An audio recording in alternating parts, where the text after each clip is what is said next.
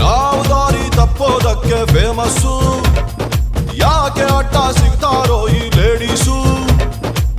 ಶರಣ ಜೋರಾಗಿ ಹೇಳ್ರಮ್ಮ ಕೋರಸು.